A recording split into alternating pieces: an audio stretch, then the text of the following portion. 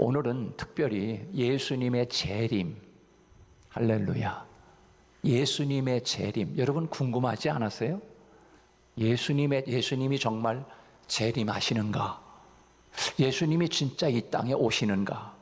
이 재림에 대한 복음, 이 복음도 여러 가지 종류의 복음이 있지만 바로 하나님의 말씀을 통하여 예수님이 직접 하신 말씀 중에 하나가 바로 이 예수님이 이 땅에 다시 오신다라고 하는 진리의 말씀입니다. 그래서 오늘 저와 함께 예수님의 재림에 대한 복음을 함께 듣고 이 재림 신앙을 여러분이 소유할 수 있기를 주님의 이름으로 축복합니다. 예수님께서 이 땅에 다시 오시는 재림은 이 얼마나 복된 소식인가.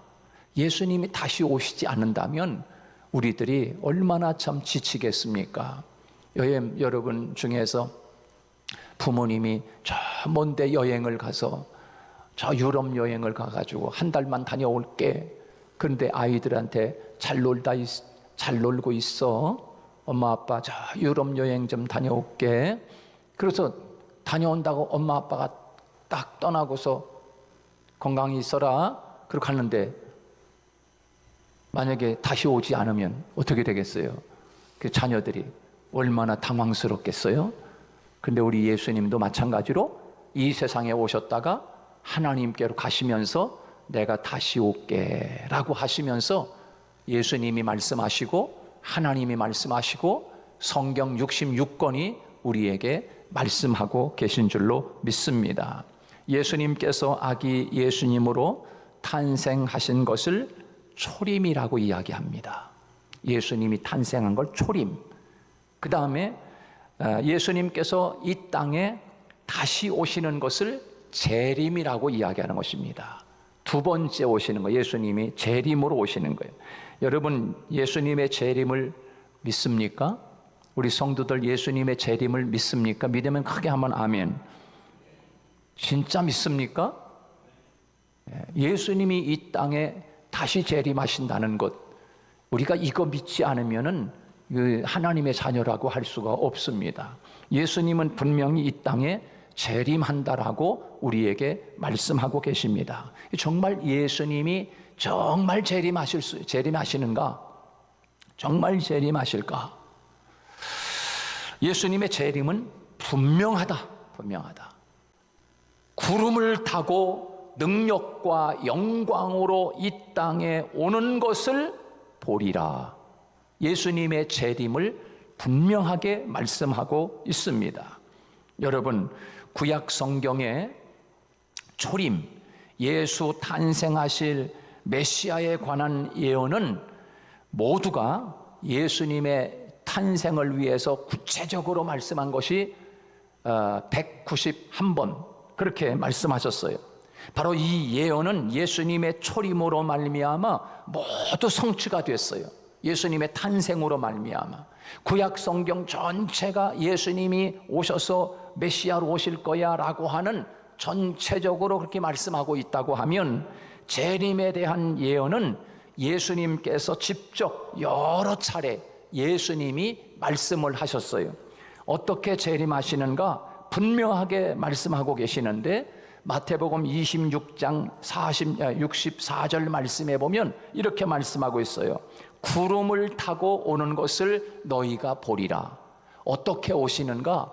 구름, 여러분 구름 있잖아요. 여름 가을이라 뭉게구름이 얼마나 아름답게 하늘에 떠 있는 구름을 보면서 너무 아름다운 구름 있잖아요. 여러분, 예수님이 이 세상에 오시는데 어떻게 오시는가? 구름을 타고 오신다. 그렇게 말씀했어요. 여러분, 구약에서도 예언해 주셨습니다.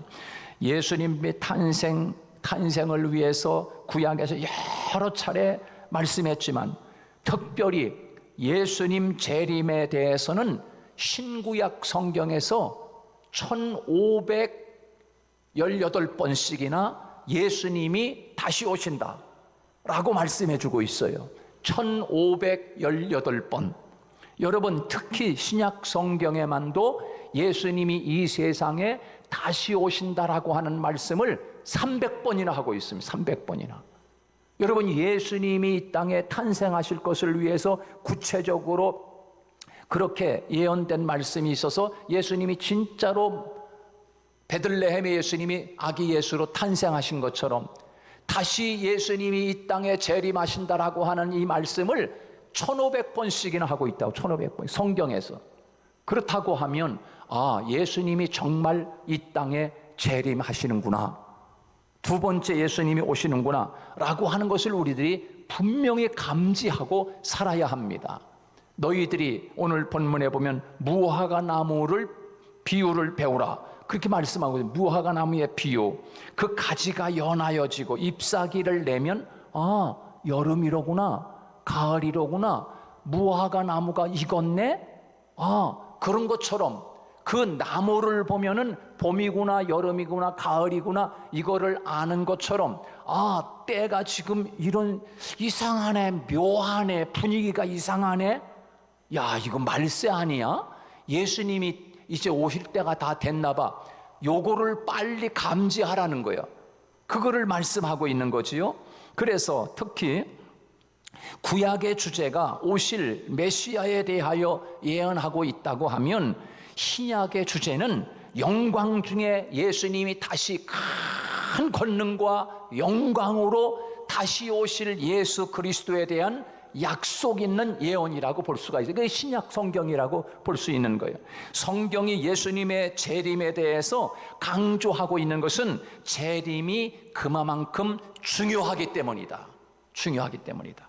예수님이 승천하실 때 천사들이 그 갈릴리 사람들 감남산에서 예수님이 구름을 타고 하나님 나라로 승천하시는 모습을 바라보고 있어요. 와, 예수님이 저 구름을 타고 승천하시네, 500명이 쳐다보고 있는 모습을 보면서 천사들이 이렇게 이야기했어요. 사도행전 1장 11절에 갈릴리 사람들아 어찌하여 서서 하늘을 쳐다보느냐, 너희 가운데서 하늘로 올리우신 이 예수는 하늘로 가심을 본 그대로 오시리라 하였느니라. 할렐루야. 너희들이 지금 예수님이 구름을 타고 하늘로 승천하는 모습을 보고 있지, 저 모습 그대로 예수님이 이 땅에 다시 재림할 거야 라고 천사들이 감람산에 500명 모인 그들에게 말씀한 것입니다. 성경을 마감하면서, 성경 마감, 요한계시록 말씀을 마감하면서 이것들을 증거하신 이가 가라사대, 예수님이요 내가 진실로 속히 오리라 하시거늘 아멘 주 예수여 어서 오시옵소서 라고 말씀을 마무리하고 있는 것을 볼 수가 있습니다. 우리는 예수님이 언젠가 재림한다는 사실을 확신하고 기대와 소망을 가지고 살아가는 정결한 신부들이 되기를 주님의 이름으로 축복합니다. 그러면 예수님께서 재림할 때 어떤 현상들이 나타나는가? 예수님이 오실 때 어떤 현상이 나타나는가? 이 세상에 예수님은 오늘 말씀을 통해서 네 가지 징조가 있을 것이다. 첫째, 거짓 선지자들의 출현과 미혹이 있을 것이다. 예수님이 재림할 당시가 되면 많은 거짓 선지자들이 미혹할 것이다. 내가 진짜야, 내가 진짜야. 우리나라에만도 예수님이 50명이 넘어요. 우리나라의 메시아. 우리 대한민국에만도 예수님이 제일 많은 것 같아. 전 세계에서. 예수님 자칭 자기가 메시아래. 얼마나 미혹하는 사람들이 많아. 예수님이 오실 때 징조가 어떠냐? 이 거짓 선지자들이 미혹할 때가 다가오고 있다고 하면 이게 바로 예수님이 재림할 시기가 되었구나 라고 하는 걸 알라는 거예요. 두 번째, 전쟁과 지진과 기근의 현상이 나타나게 될 것이다. 전쟁, 지진, 기근 이런 현상이 있을 것이다. 세 번째, 성도들이 박해를 당하고 불법이 성황하게 될 것이다. 아주 무법천지가 되는 거야, 세상이. 그리고 많은 성도들이 큰 박해를 받아. 너 예수 믿어? 교회 당하냐? 야, 이놈아 이리 와라. 자식들 그냥. 그러면서 예수 믿는 사람들에게 엄청난 큰 박해가 다가오는 거야. 그럼 그때 수많은 사람들이 예수님을 배반하게 돼. 예수님을 떠나게 되고, 그게 이제 정금 같은 믿음이 아닌 사람들이야. 다 그 핍박에 다 넘어지는 거예요. 그래서 앞으로 다가올 환난과 어려움을 잘 견디기 위해서는 우리가 정금 같은 믿음으로 준비되어 있지 않으면 그 환난의 때에 넘어지면 어떻게 되겠어요? 우리 성도들 그 고생하면서 예수 믿고 그 고생하면서 주일날 나와서 예배드리고 봉사하고 충성했는데 그 대환난의 때에 다 넘어가고 다 예수님을 배반한다면 여러분 얼마나 이게 슬픈 이야기냐 말이죠. 네 번째, 모든 민족에게 복음이 전파되는 것이라. 모든 민족에 복음이 다 전파되게 될 것이라는 거예요. 이게 이제 네 가지 징조, 예수님이 이 땅에 재림할 때의 징조를 이야기하고 있어요. 자, 예수님 재림 전에 자연재해, 복음이 온 땅에 전파되고 이스라엘 나라가 회개하게 될 것이고 성도들의 대배교 현상, 대환란, 배교라고 하는 것은 예수님을 배반한단 말이에요. 그 많은 예수님을 배반하는 행위, 그 다음에 대환란이 있을 것이고 적그리스도가 출현하게 될 것이다 라고 하는 것, 성경은 우리에게 분명하게 말씀하고 있습니다. 예수님의 재림 때는 바로 대환란 후라고 말씀하고 있어요. 큰 폭풍이 지나간 다음에 잔잔하게 예수님이 구름을 타고 오시는 거야. 그러니까 여러분, 그 대환란과 핍박에 다가오더라도 죽으면 죽으리라 라고 하는 그 믿음으로 꽉 믿음으로 참고 신앙으로 믿음으로 세상을 이기는 저와 여러분이 될 수 있기를 주님의 이름으로 축복합니다. 환란이 끝난 후에 온다는 거예요. 해가 어두워지고 달이 빛을 내지 아니하고 별들이 하늘에서 떨어지게 되고 하늘에 있는 권능들이 흔들린다. 권능. 예수님 재림 때에 우주의 질서가 무너지고 세상은 어두움에 휩싸이게 될 것이다 라고 성경은 우리에게 분명하게 말씀하고 있어요. 권능, 하늘의 권능이, 이 권능이라고 하는 것은 우주를 유지하고 있는 인력과 같이 자연에 보이지 않는 힘을 이야기하고 있는 거예요. 그래서 천체들이 위치를 잃어버리는 거야. 천체들이 위치를 잃어버려. 별자리들이 여기가 내 자리인가 여기 내 자리인가 이걸 잊어버리는 거야. 막 이 별들의 전쟁, 이 별들이 자기 위치를 잃어버리고 천체가 흔들리고 전 우주 공간이 완전히 무질서가 돼버리는 거예요. 그래서 천체들이 완전히 태양이라든가 달, 별들이 제 위치에서 벗어남으로 인해서 상상할 수 없는 대변이 아주 이런 일들이 일어나게 된다. 이것은 상징적으로 해석할 수도 있지만 성경의 예언을 보면 역사적으로 나타날 현상인 것을 우리들에게 분명히 성경은 여러 곳에서 말씀하고 있어요. 계시록에 말씀하기를 이렇게 말씀했어요. 넷째 천사가 나팔을 부니 해 3분의 1, 달 3분의 1, 별들의 3분의 1이 침을 받아 그 3분의 1이 어두워지니 낮 3분의 1은 비침이 없고 어둡다는 거예요. 밤도 그러하더라. 요한계시록 8장 12절에서 우리에게 그렇게 말씀하고 있어요. 이사야 선지자는 하늘의 별들과 별 떨기가 그 빛을 내지 아니하며 해가 돋아도 어두우며 달이 그 빛을 비추지 아니할 것이로다. 이사야 선지자도 이사야 13장 10절에서 그렇게 예언했습니다. 베드로 사도는 그러나 주의 날이 도적같이 오리니 그 날에는 하늘이 큰 소리로 떨어지고 체질이 뜨거운 불에 풀어지고 땅과 그 중에 있는 모든 일이 드러나리로다. 아이고, 내가 살기도 힘든데 예수님 그냥 빨리 왔으면 좋겠다, 그런 사람도 있을 것이고, 어떤 사람은 아이고 주님, 내가 이렇게 많이 벌어놓고 이렇게 아름다운 집을 짓고 그저 그냥 이렇게 그냥 행복하게 살려고 하니까 산다고 하려고 했는데 예수님이 이 땅에 재림하신다고? 그건 아니죠. 그건 아니죠. 그런 사람도 있을 것이고, 그러나 분명한 사실은 예수님이 이 세상에 재림하신다. 근데 언제 오시는가? 이게 중요해, 그죠? 언제 오시는가? 이 다미 성교회 이장님처럼 10월 28일 날 예수님이 오신다, 그래갖고 그날 밤에 저도 이제 그때 어떻게 이 사람도 어떻게 이변이 일어나나 보고 이제 하도 웃기니까 어떻게 일어나 이제 그 저녁에 여러분 그렇게 그 이단들처럼 너무 재림론에 이렇게 빠져가지고서 이 신비주의처럼 그러면 안 되는 거예요. 그러나 예수님이 오시는 재림은 정확하게 오신다. 정확한 시간에 오신다. 근데 그 날과 시는 하나님 아버지만 아시느니라.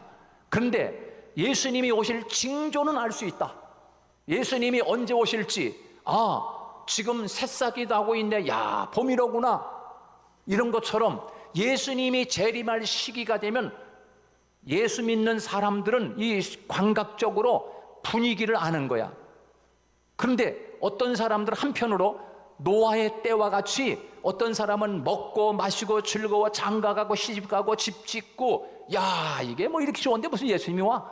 이렇게 한편으로 그렇게 하는 사람이 있고 또 한편으로는 야 예수님이 진짜 오실 것 같아. 이 나무들이 새싹을 봐. 지금 봄 아냐? 지금 가을 아냐? 가을 이제 겨울이 다 다가왔네. 예수님이 올 때가 다 된 것 같아.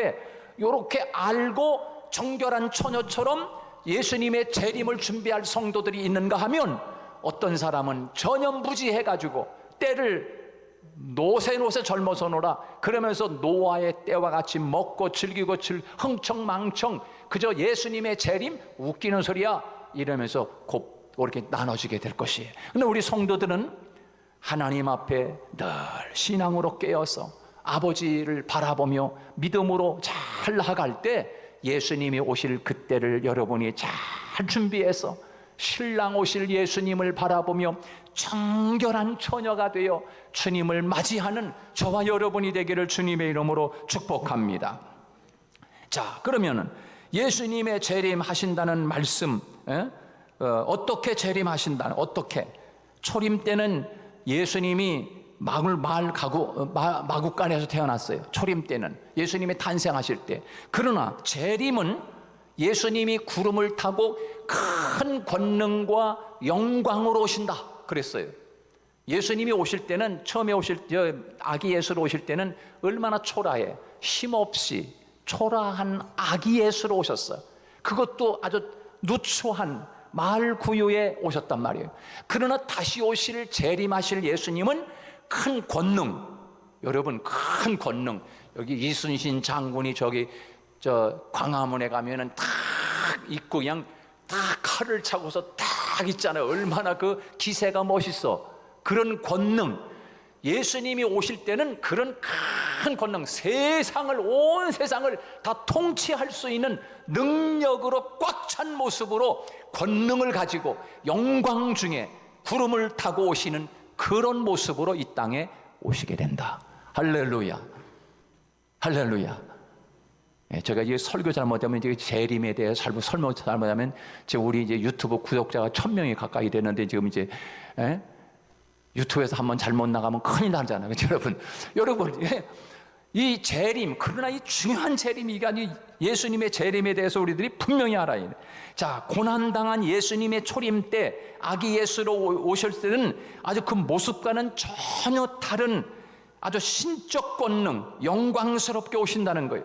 탄생 때 동방박사라든가 목자라든가 특정 소수인들만 예수님이 탄생할 때 알았어요. 그런데 재림이라고 하는 것은 모든 인류가 볼 수 있도록 공개적으로 오신다. 예수님의 초림과는 틀리다. 예수님의 재림은 온 세상, 이 지구상에 있는 모든 사람들이 동시에 예수님이다 이렇게 동시에 알아버리는 거야. 그리고서 오늘 성경에처럼 어떻게 해요?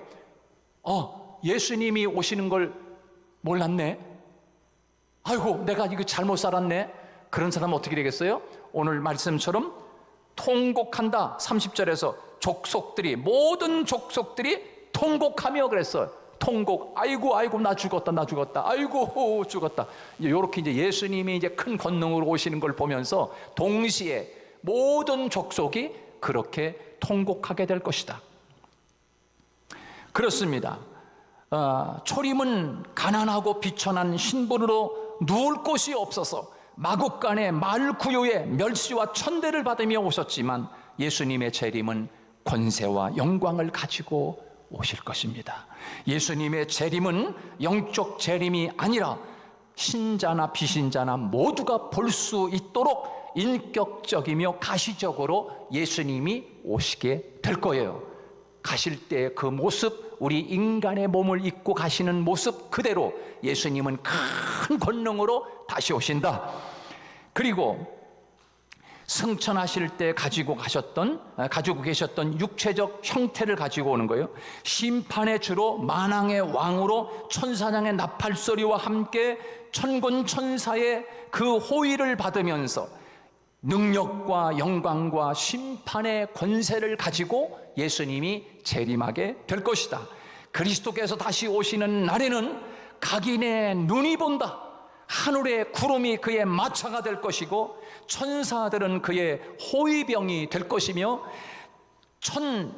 천사장들은 그의 전령관들이 되고, 그리고 하나님의 성도들은 그날의 아름다운 신부요 그 다음에 영광스러운 수행원이 될 것이다.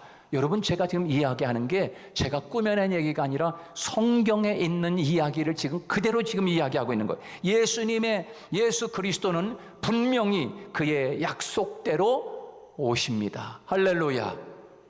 약속대로 오십니다. 예수님이 오셔서 이미 이 역사 속에서 시작하신 하나님의 나라는 예수님이 구름을 타고 오시면서 완성하실 거예요. 그리고 모든 사단의 세력, 어둠의 세력을 다 완전히 짓밟아 버리고 예수님이 그들을 딱 잡아가지고 저 무적행으로 지옥으로, 불속으로 던져버릴 거예요. 그리고 여러분, 예수님은 재림하셔서 죽음도 눈물도 고통도 아픔도 슬픔도 없는 하나님의 나라로 저와 여러분들을 새 하늘과 새 땅으로 다 인도할 줄로 믿습니다. 예수님이 재림하셔서 무엇을 하는가? 오셔서 하시는 일, 예수님이 재림하셔서 하시는 일은 천사들을 보내가지고 전 세계 곳곳에 택한 자들을 다 모은다고 오늘 본문에 말씀하고 있어요. 그 다음에 주님을 위해서 수고한 충성스러운 종들의 눈물을 닦아주는 거야. 그리고 그 다음에 하나님의 능력으로 보호하심을 입게 된다. 예수님이 오시면 하나님의 사람들을 다 보호하심을 입게 돼요. 여러분, 강아지도요, 자기 주인하고 같이 딱 나가면, 이 공원에 나오면 강아지들이 아주 기세가 있어. 왜? 우리 주인이 옆에 있거든. 그러니까 큰 개도 왕 그러면서 조그만 개가 아주 그냥 당당하잖아. 그런 것처럼 예수님이 재림하시면 하나님 믿는 우리 성도들은 당당한 거야. 이제 그때부터는 이제 성경의 말대로 하면 왕노릇하리라. 할렐루야. 예수님과 함께 왕노릇하는 거, 왕노릇. 그 다음에 영광스러운 주의 몸과 같이 된다. 영광스러운 주의 몸. 예수님이 부활하셨을 때 영광스러운 몸이었어요. 그래서 제자들이 방 안에서 문을 닫고 있을 때 예수님이 공간과 시간을 초월하여 들어와서 너희들이 두려워하지 말라, 성령을 받으라. 예수님이 부활하셔서 제자들에게, 떨고 있는 제자들에게 말씀한 것처럼 우리의 몸도 그렇게 영광스러운 몸으로 변화되리라. 우리를 그렇게 주님이 우리들을 모아서 주님의 아름다운 신부로 변화시켜 주실 것이에요. 그리고 의의 면류관, 영광의 면류관, 9가지 면류관 각각 쓸 사람들에게 주님은 면류관을 세워 줄 것이다. 주와 함께 왕노릇하게 될 것이다. 악의 세력을 멸망시키고 악인은 영벌에 처할 것이고 최후의 심판이 이루어지게 된다. 예수님이 재림해서 하실 일입니다. 재림하신 주님은 알곡과 가라지를 가려서 알곡은 곡간에, 그 다음에 쭉정이는 저 꺼지지 않는 불에 던지우게 될 것이다. 우리도 여러분 곡식을 짓거나 농사를 지면은 과일을 골라가지고 요 놈은 너무나 상품까지가 좋으네, 요거는 추석에 장날에 갖다 팔아야지, 아이고 요거는 과일이 현찮네, 요거는 소나 먹어라 이놈아. 그러고서 곡식을 가르는 것처럼 예수님이 이 땅에 오셔서 쭉정이와 알곡을 가려서 하나님의 사람들은 곡간에, 하나님의 천국에, 그 다음에 쭉정이 같이 신앙생활 하는 척한 사람들, 이미테이션 신앙을 가진 사람은 다 불못에 던져놓으리라. 주님이 우리에게 분명히 재림하셔서 하실 일들입니다. 여러분, 많은 사람이 크고 신 보좌에 앉으신 주님 앞으로 나올 때 주님께서는 오른편에 양과 왼편에 염소처럼 분명히 가르시는 일을 주님이 재림하셔서 하실 것이다. 그러므로 누구든지 생명책에 기록되지 못한 자는 불못에 던지우게 될 것이라고 성경은 우리에게 말씀하고 있습니다.